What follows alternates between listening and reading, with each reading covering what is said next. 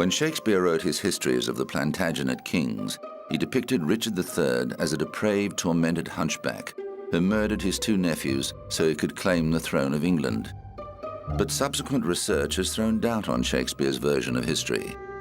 Richard's brother, Edward IV, fathered two sons with wife Elizabeth Woodville, with Edward the Elder becoming king upon his death in 1483.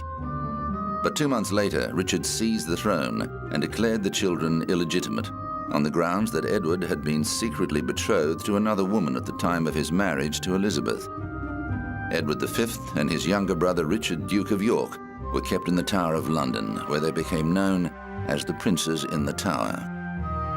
Richard's reign was tumultuous and bloody, characterized by power struggles within the deeply divided houses of York and Lancaster. The two boys were seen as pawns in the race for power, as well as potential rivals. But having already established their illegitimacy, Richard had far less reason to murder them than certain other figures.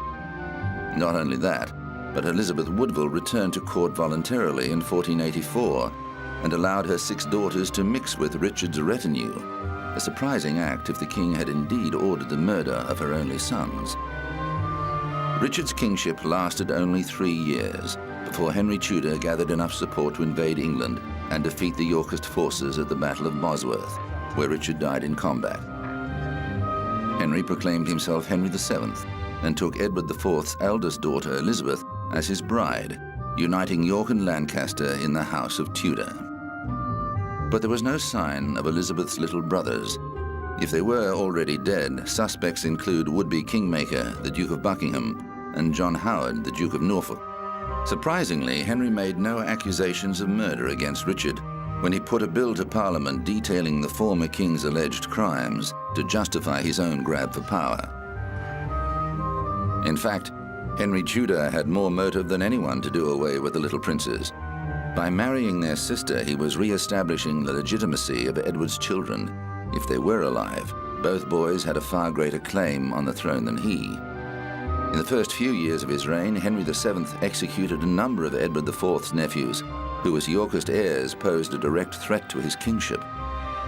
Rumors grew that the boys were dead, but it was another 16 years before Richard was directly implicated in their murder.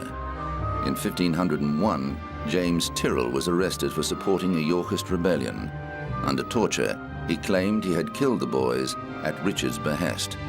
In 1674, workmen uncovered 2 bodies buried in a box at the Tower of London. In case they were the prince's remains, Charles II had them reinterred in Westminster Abbey. In 1933, the bones were examined, but doctors were unable to conclusively determine their age or sex. As the years passed, public opinion swung towards Richard, and many people argued for his vindication. In 1997, a mock trial presided over by 3 American Supreme Court justices found Richard not guilty of murdering his nephews.